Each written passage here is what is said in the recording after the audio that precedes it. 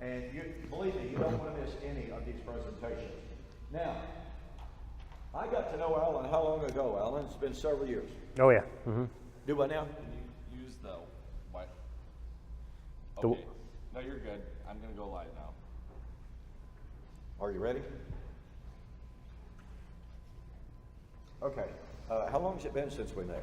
Well, I would say probably, almost back in 2009. I think it's the first time I talked to you. That's what I was thinking. Yeah. So I've known him for 9 years now, almost 10. And from the very first time I met him, I was very, very impressed with his clarity of thought, with the logic of his thought, and in addition to that, he really, really has what I consider to be a fantastic way of seeing the spiritual side of things. And in that regard, I mean type and antitype. You see that acumen fully on display in his book, The Journey Between the Veils. Now, he gave a presentation on that topic 4 years ago, I think it was. And quite frankly, I was blown away with it. I absolutely loved the material. I had a few questions here and there. I discussed it with him, and I asked him if he would be willing to put it in book form. Lo and behold, he did. And it is a really, really good book. He's done some additional research even since then. I think he's going to be revising that. But that's the way books go. That's just simply the way of it. But I love the way he thinks. And this is his second time here. And it's just a pleasure for me to be able to introduce to you Alan Bondar. Thanks, Don.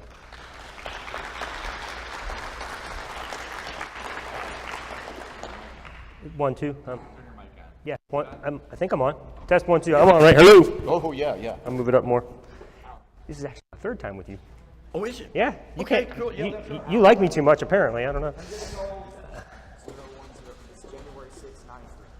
Or 106, 93. 106.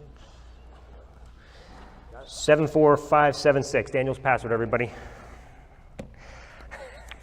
All right. Well, good morning. It's great to be with everybody here today. I'm really grateful for the opportunity to be here at this conference. I always enjoy myself tremendously. I do have the opportunity to be able to pastor a church in Fort Myers, Florida. It's called Lift Church, and we podcast every week all of our messages, including the whole service on Facebook Live, so you can always look for us, myliftchurch.com or facebook.com/myliftchurch. That will, anytime you guys want to track us down. But I have the opportunity also of seeing a lot of people come to our church and see light bulbs go off all the time. It's interesting to be a part of a conference where we're talking about the basics and how do you go about persuading people and helping people to understand preterism.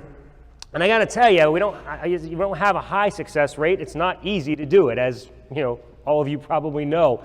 But one of the reasons why is because people they'll never see what they don't want to believe. And that's just reality. No matter how hard you try, no matter how good you are at persuading and showing, it just won't always happen.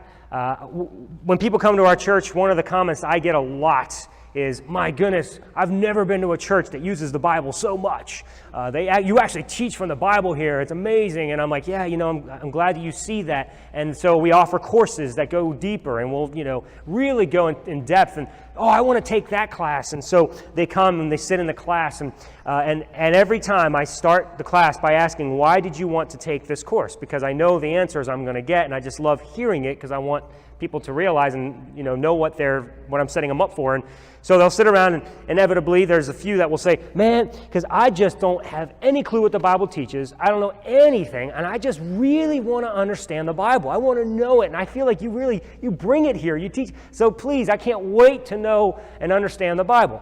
So, okay, great. So you don't have a clue what the Bible teaches. Wonderful. Matter of 3 weeks, it's amazing how good I am at teaching because they all become Bible professionals and they quickly realize how wrong I am and I know nothing about what the Bible teaches. Incredible. So if you come to my church, I'm very good. I'll teach you everything you need to know in 3 weeks. So it just doesn't seem to matter how much somebody says they want to understand the Bible. people don't really want to know the truth. What they want is to be affirmed that what they believe is the truth. And it seems no matter how hard you try, many people just will not ever want to see the things that we can show them. That being said, it's not a futile effort, so we continue to plant seeds. And a lot of times people will go away, and the next time they're sitting in a church and you get to that text and they're like, something's not right, and pastor's trying and he explains around it, and so people have come back.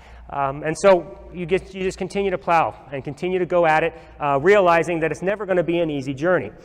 And when you're trying to persuade people of the Bible and what it actually teaches, you know as well as I do, it's not surface level conversation. You have to open and go through text after text and show how prophecies are fulfilled and how it's pulling from different parts. So it's a lot of work. And so most of you know that the journey to preterism for yourselves, if you're there already, has been long and hard. It's been something one day you sat down and you were just researching and studying. And so people have to want that. They have to want to sit down and study and look and understand. And they have to be willing to change their minds if, in fact, the Scriptures teach something different than they've always believed. And that's not always easy to do.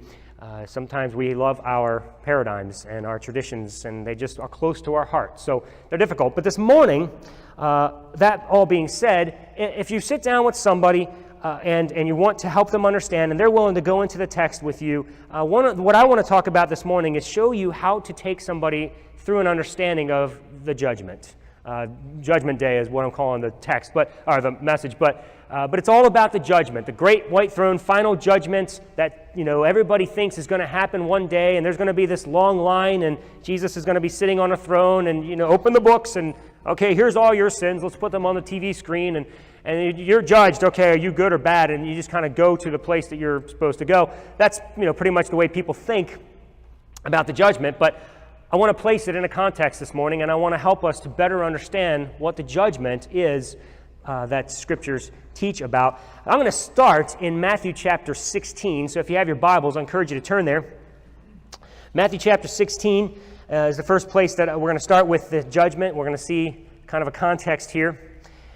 Starting in verse 24, we read, "Then Jesus said to his disciples, 'If anyone wishes to come after me, he must deny himself and take up his cross and follow me. For whoever wishes to save his life will lose it, but whoever loses his life for my sake will find it. For what will it profit a man if he gains the whole world and forfeits his soul? Or what will a man give in exchange for his soul?'" All right, now I want you to hold on to everything we just read there. Just put it in your brain. Make sure you see that, because that passage is going to come up again later someplace else. So we're going to start connecting dots here. Okay, where have we seen that? Where have we seen that? And we're paralleling ideas here, and we're seeing what connects. We're going to make sure that we're all staying on the same wavelength as Jesus as we move through these passages. Now, Daniel, I'm sorry to do this to you. I need you to come back up because your computer fell asleep on me and I can't unlock it. I don't remember the password. Maybe somebody else wrote your password. My birthday is January 6, 1993. Oh, okay, hang on. I don't know if you ever figured out that. 0106 maybe? 93. Yes! It worked. Yeah, here you go. We'll mirror it again and let's see, 01693. I'm gonna yeah, I know. Okay, I have to write this in because I'll forget again. This thing doesn't write on paper. I apologize for this little interlude. 01693. 010693. Okay, in case we need that again.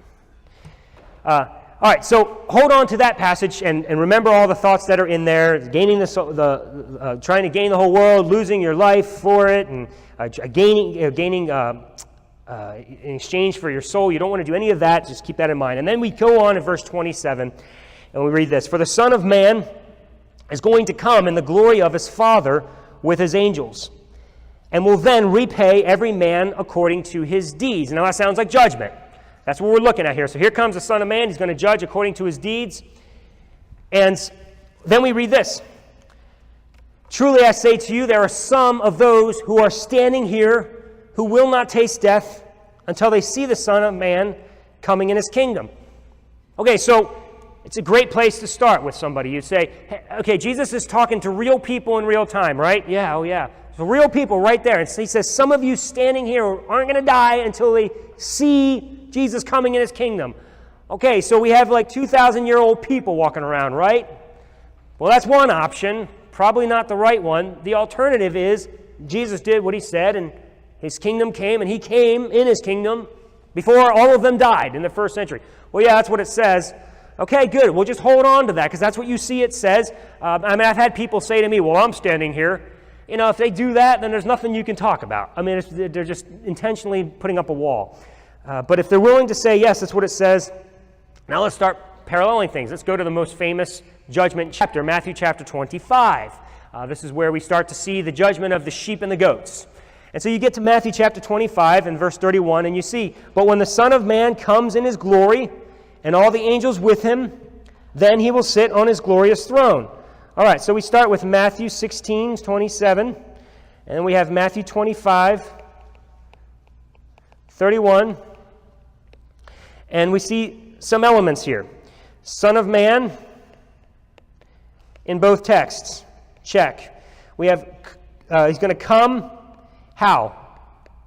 In the glory of his Father. Well, Matthew 25, 31, check. He comes in glory. Then you have with his angels. So here he comes with his angels. Well, what do you have in Matthew 25, 31? Angels are coming with him. Check. Will repay every man according to his deeds. That's Matthew 16, 27. Well, we have Matthew 25, 30. He'll sit on his glorious throne. What do you do on the glorious throne? You're judging. So check. So everything's paralleling. And then you have how? According to his deeds. According to deeds. Well, Matthew 25, 31, it's not there. But you know where it is? In the whole rest of the chapter. Matthew 25, verse 32 and following, we start to see what it looks like to be judged according to your deeds. This is what Jesus is going to unfold now. He's already established what is going to happen, and all these elements are going to be present. But now he's going to go through and give a whole bunch of verses on what it looks like to be judged according to your deeds. All right, so check. Okay, let's go through this now and let's see what this looks like. What does this judgment look like? Verse 32, all the nations will be gathered before him, and he will separate one from another as the shepherd separates the sheep from the goats. So now we have sheep and goats. Okay, are you a sheep or a goat? That's always the question. Well, the sheep are the good ones and the goats are the bad ones. And so you let the sheep go to heaven, you send the goats to hell. And that's, okay, and we know this passage, Alan, that's what's going to happen in that long line. All right, so you got the separation. Verse 34, he will put the sheep on his right and the goats on his left. Did I do that right? I switched that on you, didn't I? That's okay. You're going to have to pretend right and left is different. Then the king will say to those on his right, come, you who are blessed of my Father. Inherit the kingdom prepared for you from the foundation of the world. For I was hungry, and you gave me something to eat. Okay? Hungry. And we're going to see thirsty as well here. I was thirsty, and you gave me something to drink. Okay? Hungry and thirsty. I'm going to actually do this. I'm going to back it up a little bit because I want you to see this analogy a little bit clearer. Okay. So I'm going to do this. Goats on the left, right? Sheep on the right. All right. So hungry and thirsty. Hungry and thirsty. And what do you do when you're hungry and thirsty? You feed with food and you give drink, right? Food and drink. And this is going to take place, by the way, in both the sheep and the goats. So I was hungry and you gave me something to eat. I was thirsty, and you gave me something to drink. All right, this is what's going on here. I was naked. I was a stranger, and you invited me in. Stranger, invited in. Okay. Then I was naked, and you clothed me. So naked. And you might say this is a way of speaking of somebody in need. So what do? You clothe them. That actually does say clothed. Or another way of saying that is provided for. All right. So far we're seeing what Jesus is saying. I was in prison, and you came to me. And later on, we're going to see sick or in prison. So I'm just going to write it up here now, but you're eventually going to see that. So sick or in prison and came to visit. Now, you can do this on a napkin at a restaurant, just like I'm doing right now. So you sit down with them. Your handwriting might look better, but you do this. You sit down, you can even have them write it out. Be like, okay, I want you to write down the elements you're seeing as you go through. And so, okay, these are all the things that are happening. So, then, when did we see you? The righteous will answer him, Lord, Lord, when did we see you hungry and feed you, or thirsty and give you something to drink? Okay, sheep, when did we see you this way? And when did we see you a stranger and invite you in, or naked and clothe you? When did we see you sick or in prison and come to you? Then the king will answer, truly I say to you. Okay, so we've got all of our elements. The second half of this, I'm not going to take the time to read, but it's the opposite. It's for the goats. When did we see you? Well, you didn't do it. Okay, what is the answer? Truly I say to you, to the extent that you did it to one of these brothers of mine, even the least of them, you did it to me. And then he reverses it in verse 45. He will answer, truly I say, to the extent you did not do it to one of the least of these, you did not do it to me. Okay. Everybody knows about the sheep and the goats. Why does nobody ever talk about these brothers of mine? Who are they? I thought every single person gets judged. Everybody's a sheep or a goat, right? Except these brothers of mine, apparently. So we've got to ask the question, who are the brothers of mine? That is the key to understanding this entire judgment passage. It's the key to understanding the judgment in general. And it's the reason why so many people pay no attention to these brothers of mine. If you pay attention to the brothers of mine and you start comparing some texts, you're going to quickly find out that the only time ever in the history of mankind that this passage can ever possibly be fulfilled is in the first century. There is no other option. As we're going to discover, these brothers of mine are the apostles. And Jesus is going to make that abundantly clear as we turn back to chapter 10 of Matthew. Matthew chapter 10, Jesus has already established what these brothers of mine are going to do. And it's going to parallel Matthew 25. So by the time the disciples would have heard Jesus teaching Matthew 25, they'd have been cluing in. They'd have been hearing, oh, wow, I've heard this before, check. Oh, I've heard this before, check. I've heard this before, check. These are the things that Jesus says is going to happen to us. Wait a second, Jesus, you're pulling a fast one on us here. This is what you said is going to happen to us, and now you're saying that these brothers of yours are going to be the ones that receive this treatment? Now you're getting it, guys. Let's take a look. Matthew chapter 10. Brothers of mine. Stay there with these brothers of mine thing. Drive that home. Make sure somebody gives you an answer as to who these brothers of mine are. Because there's no way out of that. That is the absolute key. If you want to help somebody see it, and they actually care, they will have to answer who these brothers of mine are. Matthew chapter 10. Jesus summoned his 12 disciples. Okay, right off the bat, who's Jesus summoned? 12 disciples. We know who he's talking to here. So you stay with 12 disciples. And by the way, one of the things that I do when I'm trying to help somebody understand the Bible like this, and in all of my classes, I really hone in on audience relevance. To a point where it's probably annoying, but every few verses I'll stop and I'll say, okay, who's the you there? Or who's the we, or who's the they? Oh yeah, that's the disciples. Yeah, remember verse 1. And so I make sure you don't get them, because it's amazing how we read through a text and within 3 verses we forget who you is. It's amazing how quickly that happens. So we've got to constantly keep people on that track and help them remember. So it's his 12 disciples, and gave them authority over unclean spirits, to cast them out, and to heal every kind of disease and every kind of sickness. And the names of the 12 apostles are these. And he goes through and he names them. I mean, that's how much this text forces us to realize who is Jesus talking to here. He names them. All right, verse 5. These 12 Jesus sent out after instructing them, do not go in the way of the Gentiles, and do not enter any city of the Samaritans, but rather go to the lost sheep of the house of Israel. Okay, so their instructions are go where? To the house of Israel. Stay there. Stay there. And as you go, preach, saying, the kingdom of heaven is at hand.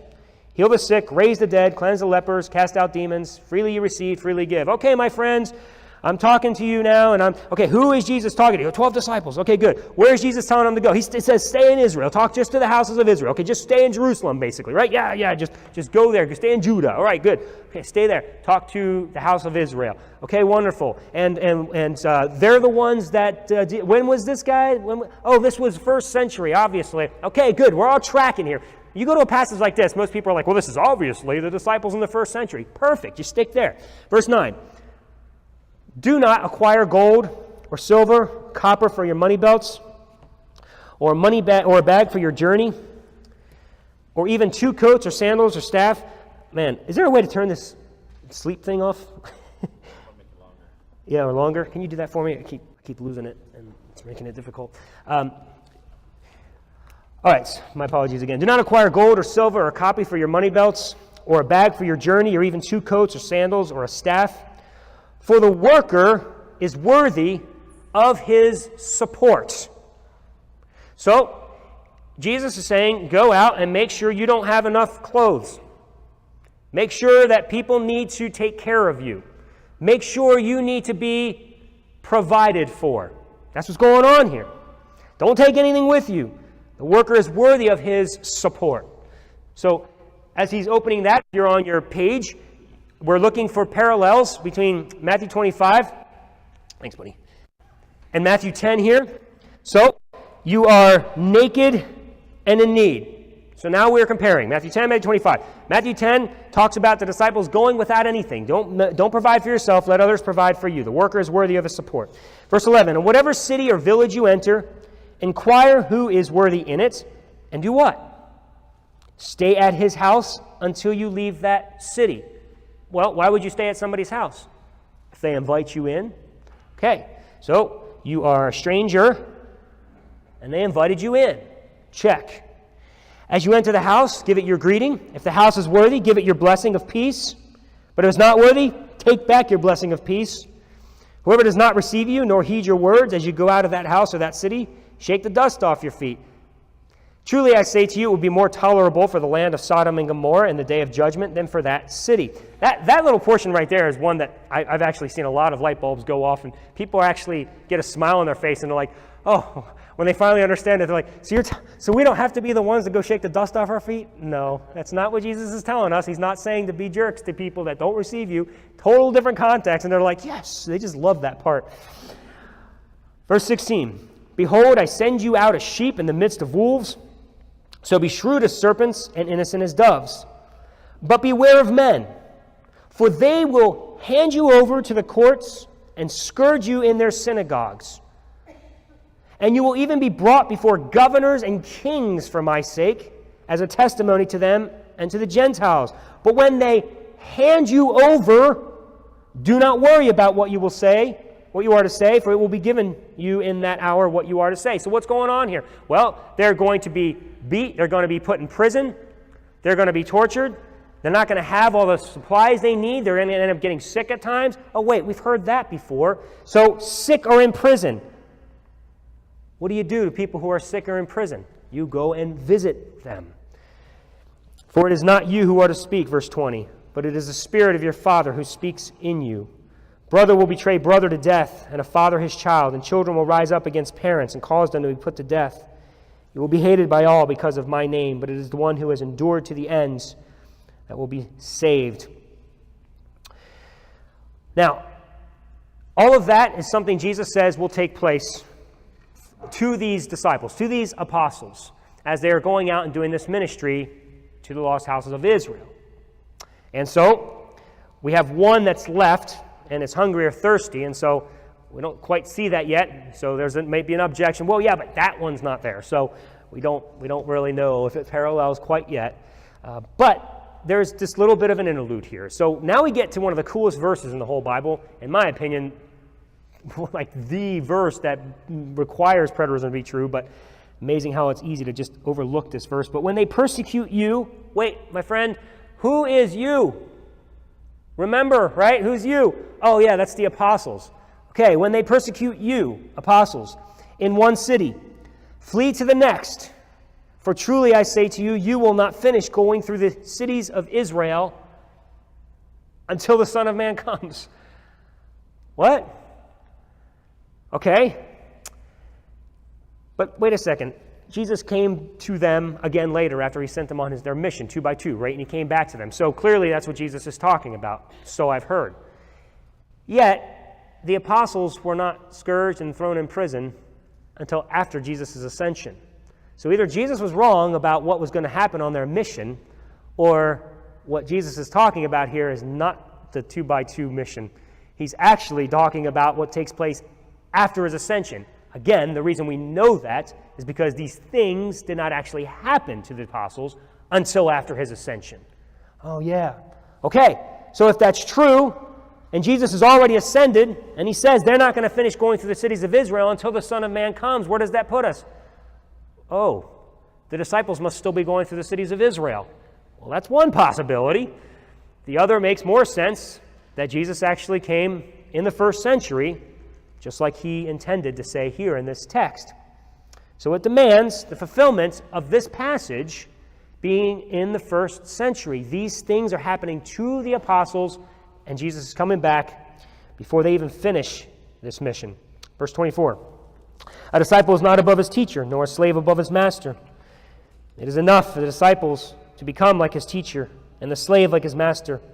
If they have called the head of the house Beelzebul, how much more will they malign the members of his household? Therefore do not fear them, for there is nothing concealed that will not be revealed, or hidden that will not be known. Well, that sounds like judgment. When I tell you in the darkness, speak in the light, and what you hear whispered in your ear, proclaim upon the housetops.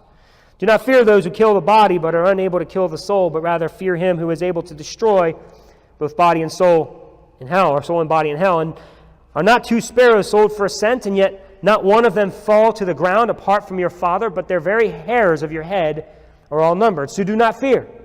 You are more valuable than many sparrows. Who is more valuable than many sparrows? Oh, the disciples. Does that mean we're not more valuable? Doesn't mean that. There's principles we can draw all over the place. But before you draw a principle, stick with context. Very important to start there. So don't fear, he says to them. And the reason he's telling them this is because they're about to go on a mission that sounds awful. You're telling me we got to go without any supplies and be provided for? Yep. You're telling me that we have to go out and get scourged and beat and thrown in prison and get sick and wait for people to come visit us? Yep. You're telling me that we have to do all of these things, that all these horrible things? That's it. That's what I'm telling you. So don't fear, though. Your Father cares about you guys. He's going to take care of you. Okay. Therefore, everyone who confesses me before men, I will also confess him before my Father who is in heaven. But whoever denies me before men, I will also deny him before my Father who is in heaven. Boy, that sounds very similar to Matthew 25, doesn't it? How you treat Jesus is how you are treated. So if you confess Jesus, God definitely treats you well. And if you deny Jesus, you're denied by the Father in heaven. That's what Jesus is saying. Well, how do you know how to treat Jesus? How do you treat Jesus this way? Well, in Matthew 25, we saw that the way you treat these brothers of mine is how you treat Jesus. If you did it to the least of these brothers of mine, you did it to me. So if you want to treat Jesus well, so that you're treated well by the Father, what do?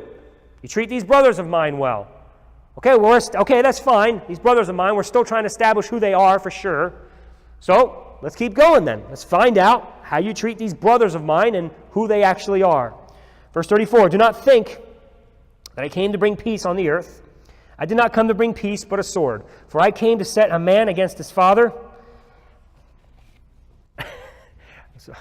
Man, every time I go down to right, it disappears on me. For I came to set a man against his father, and a daughter against her mother, and a daughter-in-law against her mother-in-law. And a man's enemies will be the members of his household. He who loves father or mother more than me is not worthy of me. He who loves son or daughter more than me is not worthy of me. And he who does not take up his cross and follow after me is not worthy of me. And he who has found his life will lose it, and he who has lost his life for my sake will find it. Ever heard those verses before? You ever heard anything like that before? You remember that's where we started today, right? That's Matthew chapter 16. So that comes after Matthew 10. So Jesus is saying it here first, and then you get to Matthew 16, and we see this exact statement. The exact statement. Think Jesus is talking about the same thing? Oh, yeah. Yeah, we're starting to realize he's talking about the judgments. How do I know? Well, because in Matthew chapter 16, where Jesus says this exact thing, he says that the Son of Man is going to come in the glory of his Father to render to each man according to his deeds. So far, we're seeing all these connections. Matthew 10, Matthew 16, Matthew 25. They're all saying the same things. Well, look what Jesus says in the very next verse. He who receives you receives me. Who's the you? It's the apostles.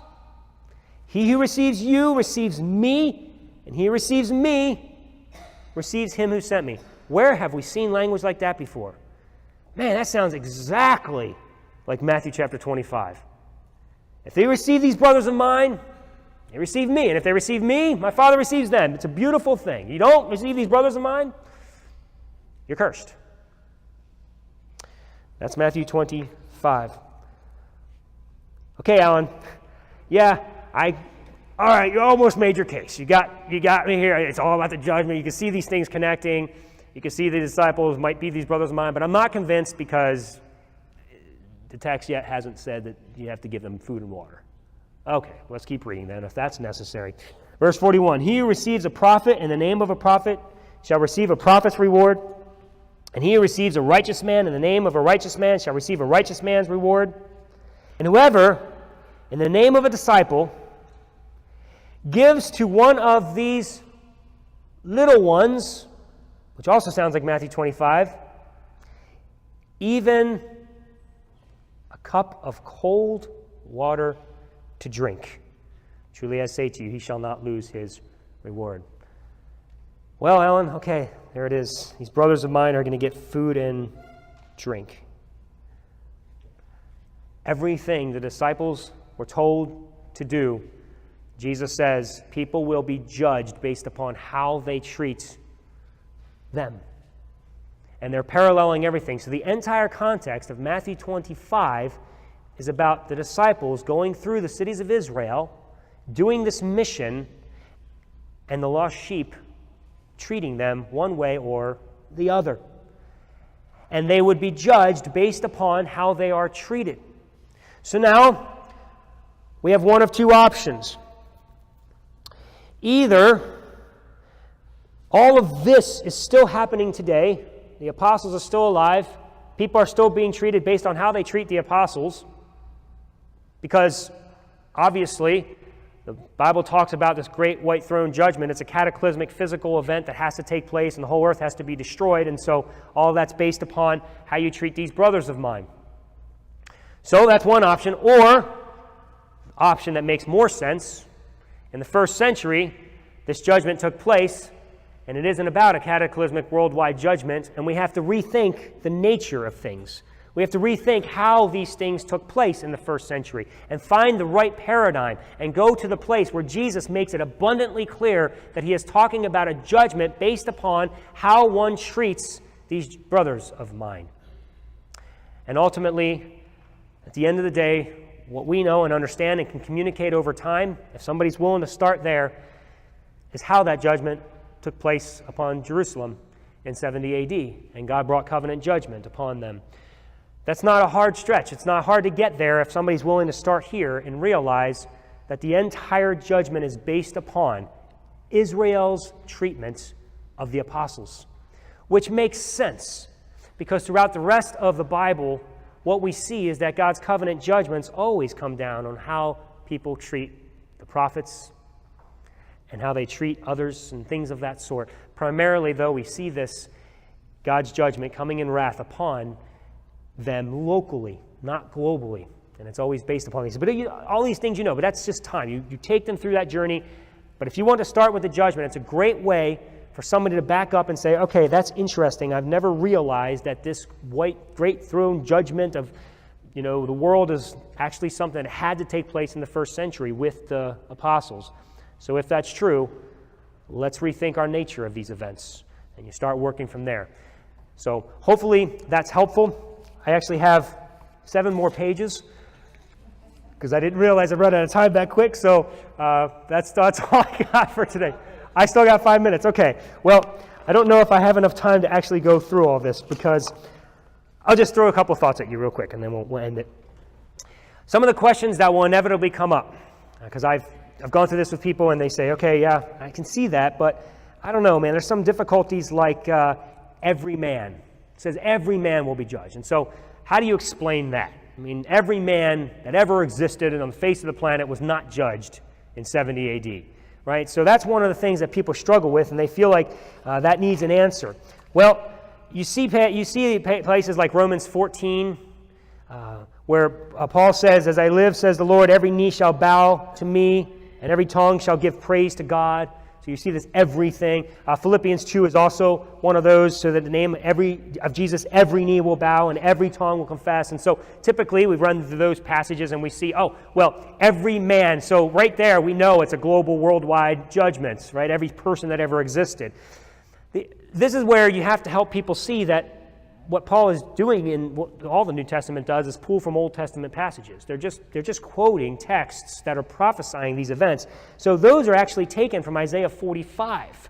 Isaiah 45, 22 through 25 is actually about Israel.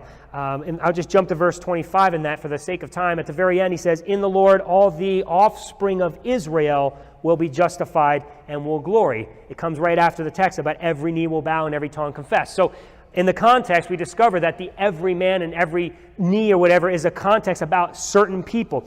And you start to realize how silly it is to say every man must be every person who ever existed when you get to places like Deuteronomy 2:25. This very day I will begin to put the terror and fear of you, Israel, on all the nations under heaven. They will hear reports of you and will tremble and will be in anguish because of you. So here he's talking to Israel. The nations today don't presently have the terror of Israel. Some do, some don't, but he says all the nations will. I don't have the terror of Israel. Here's even clearer, verse 24. All the nations will ask, why has the Lord done this to this land? Why this fierce burning anger? All the nations, have they all asked that today? Chronicles 14:17. So David's fame spread through every land, and the Lord made all the nations fear him. Well, do Africa and Zimbabwe fear David today? No, because contextually all the nations means the nations at that time. Judges 21, and the congregation sent 12,000 of the valiant warriors there and commanded them, saying, go and strike the inhabitants of Jabesh Gilead with the edge of the sword, and the women and the little ones. This is the thing that you shall do. You shall utterly destroy every man and every woman who has laid with a man. So because of what they did there, we're supposed to destroy every man who ever existed. Nobody thinks like that. Nobody I know says silly things like that until they get the context about the end times, and then all of a sudden every man must mean every man that ever existed. But if you keep it in context and you realize that every man or every knee or whatever always is talking about something in that context, and you keep that context of the apostles in the first century, it explains every man has to do with Israel, not every person that will ever exist. One more quickie and then I'll be out, that people oftentimes struggle with, and it is the thing about the eternal judgments. You see that in the text there, and it actually says that there will be eternal fire. And so right here we see, okay, Alan, you've convinced me of everything except it says eternal fire. I'm going to hold to it. I have to believe that's going to happen at the end of time. Well, interesting, when you get to Isaiah chapter 34, verses 5 through 10, we discover this judgment upon Edom. And Edom is being judged, and at the end of the passage, verse 10, starting in verse 9 actually, we see that its streams will be turned to pitch and its loose earth into brimstone, which is judgment of the eternal fire, and its land will become burning pitch. It will not be quenched day or night. Its smoke will go up forever. From generation to generation, it will be desolate. None will pass through it forever and ever. I guarantee you go over there now, you're not going to see Edom burning. This is judgment talk. It's the way the Bible and the Hebrew language discusses judgment. It speaks in these grand cosmic terms of eternality and forever and ever and fire burning and the smell going up. And when you show them passages like that, it helps them to say, oh, well, I guess if Edom can still be burning forever and ever and not literally be burning forever and ever, then maybe the eternal fire has nothing to do with some eternal place you go to forever and ever. It is a covenant judgment. So I hope this helps. I know it's long, and I know it takes time to help somebody see it, but if they're interested and they really want to learn, you take them through like this methodically, and things just start to come together. And I don't know, I think the judgment's a great place to start with people as preterists, because if you can get there, they're much more apt to open their mind a little bit to say, okay, so maybe this did all happen in the first century. There is a possibility. Hope that helps.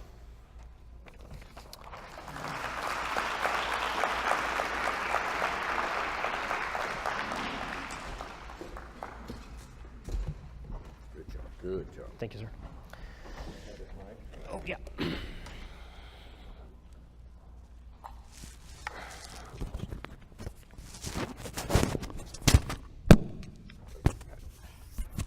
All right. Very, very good. I am really, really, really big on comparing Scripture with Scripture. And so it really resonates with me personally when someone like Alan goes, okay, here we have a primary text. Look at how other passages that are speaking of the same thing correlate to that, and you just nail it down. I found it kind of amusing that as I was going through Matthew chapter 10 and following his presentation, I would look out in the margin and I would have Matthew 25 verse blah, blah, blah. But he brought out some connections there that I had never seen. And so it's really, really great. I love that kind of stuff and appreciate it very much, Alan. All right, our next speaker is Daniel Rogers, and he's going to be speaking to us about Daniel and the end times. I have to share something with you.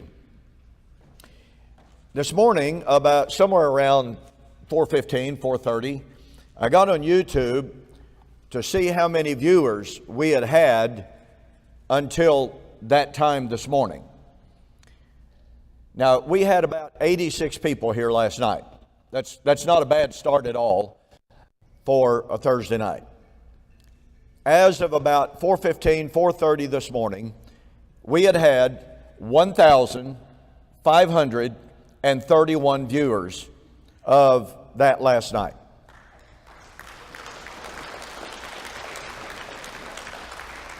Now, I don't know about you, but that's pretty impressive. I'm not real sure if there has been another preterist conference that has had that kind of viewership. I know last year that we had really good viewership. But when you've got 1,531 views from last night until this morning, you are gaining an awful lot of interest. It's going to be absolutely fascinating to see what the count is Saturday night after the conference is over.